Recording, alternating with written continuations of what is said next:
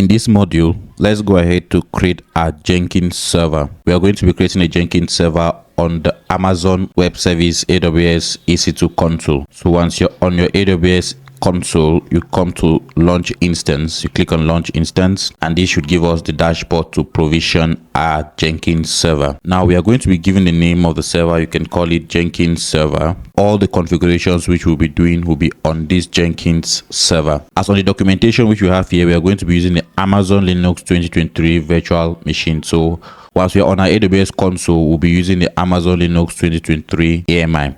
Now this AMI is free tier eligible and we'll be using this same AMI. So to make our Jenkins or to make our server really fast, or to be able to do the processes in a very fast way, we are going to be using an instance of type T2 medium. Now we'll be using an instance of type T2 medium just to ensure that our server is fast.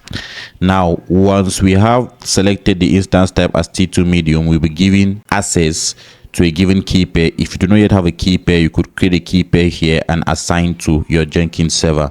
So you could click here to create a key pair. You give the key pair name, any new name you want to give to the key pair, and then once you do that, you create the key pair and specify a download folder. So if I was to download a new key pair, I could give it the name Jenkins key pair, but I guess you already have a key pair, Jenkins key pair. Then you can specify by creating the key pair, and if you click on create key pair, it should automatically create the key pair, and you want to specify which folder to download this key pair.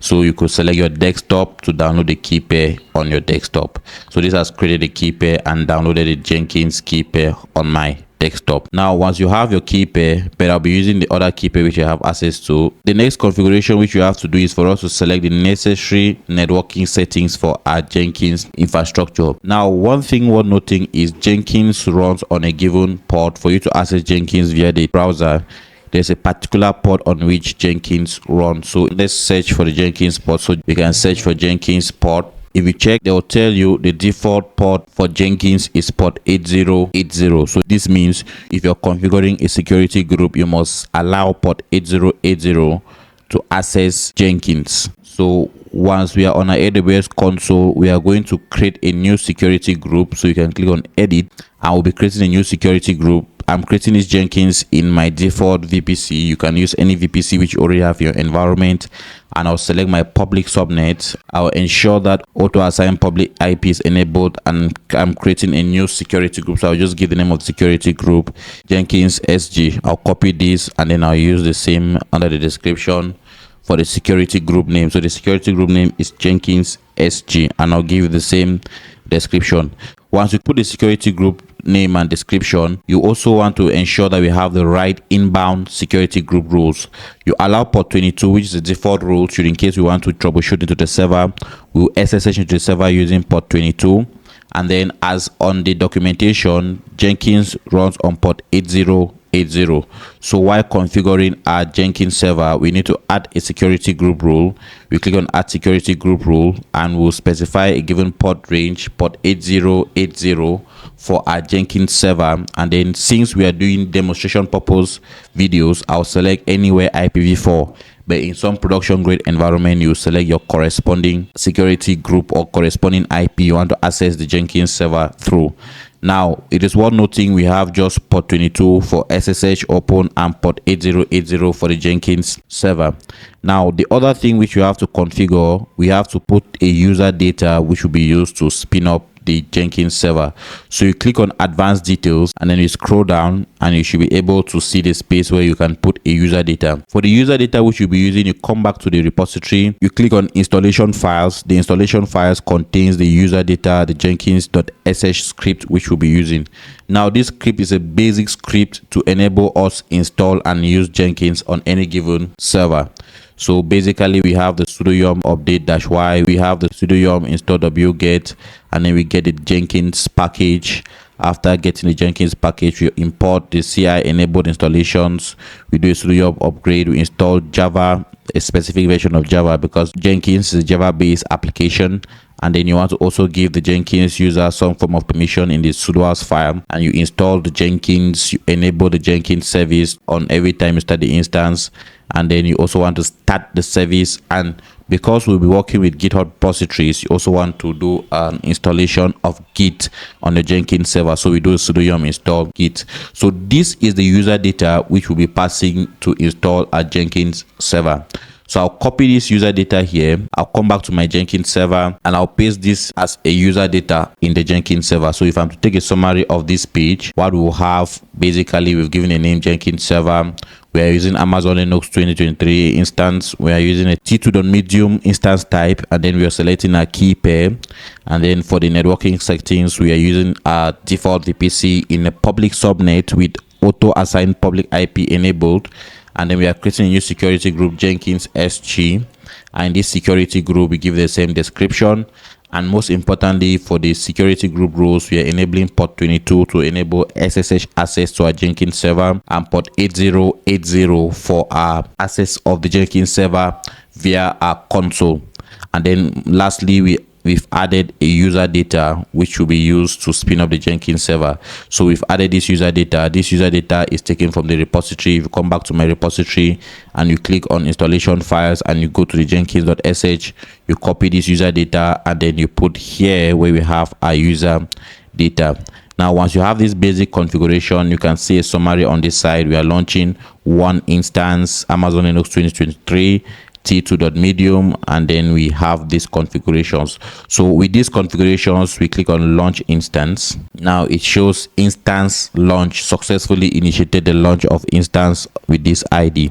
So I can click here to automatically go to the instance that has been launched. And if you see, we have instance ID 07 and the rest. So if I select this here, you tell me the Jenkins server, this ID is in a pending state, T2 medium. It gives some details about the server. We have the Jenkins public IP, we have the Jenkins private, well, the instance public IP, the instance private IP, and then we can come to security to see the security groups that are attached to this Jenkins server. If you come to security, you see we have the security group, Jenkins security group added, and this security group has port 80 and port 22 as security group rules.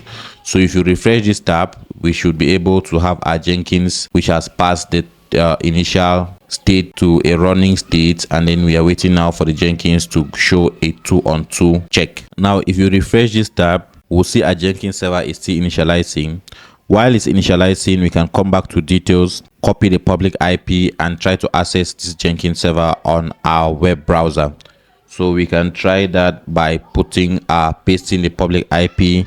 We put colon and we specify port 8080. Now you hit enter on port 8080. You click on continue to site while the Jenkins server is running, and you should see the Jenkins UI. So you now see, for you to get started with Jenkins, you need to unlock Jenkins.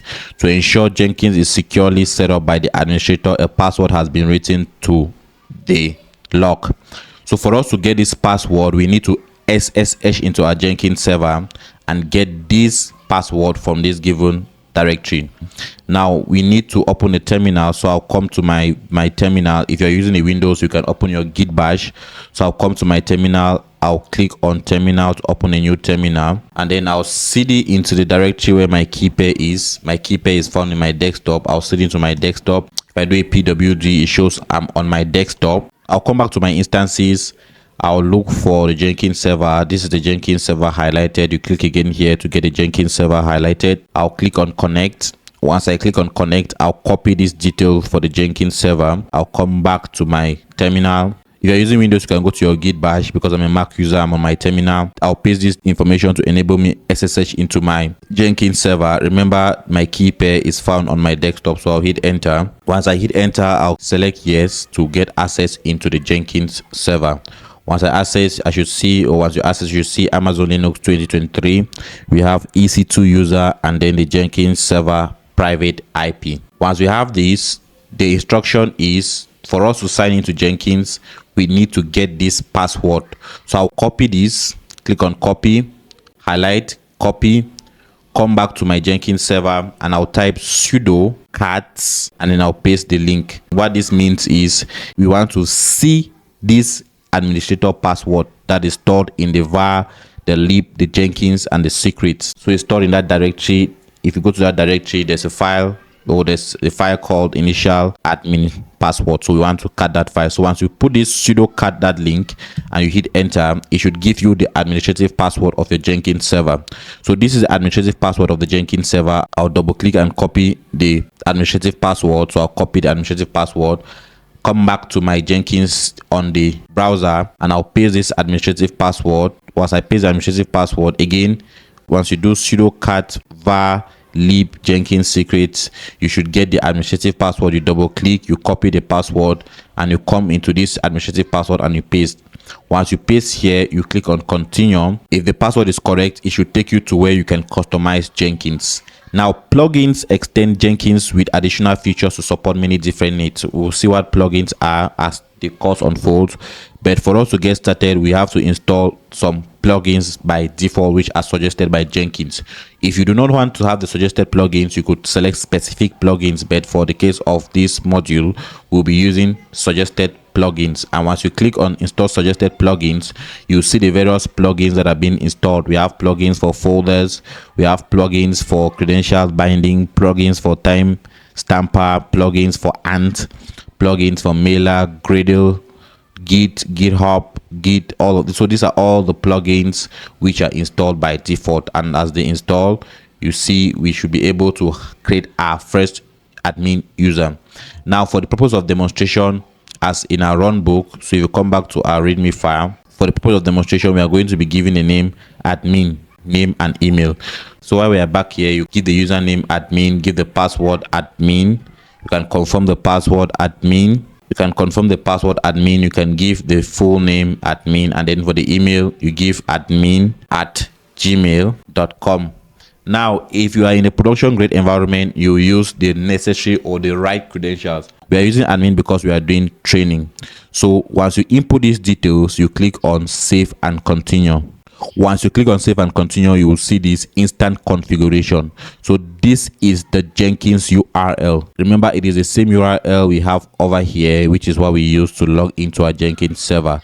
So the Jenkins URL is used to provide the root URL for absolute links to reference Jenkins in resources. One of those resources which we are going to see as in our readme file is for us to reference Jenkins in our webhook. So we are going to be using this Jenkins URL subsequently when we are setting up the webhook. So once you have this, you click on save and finish.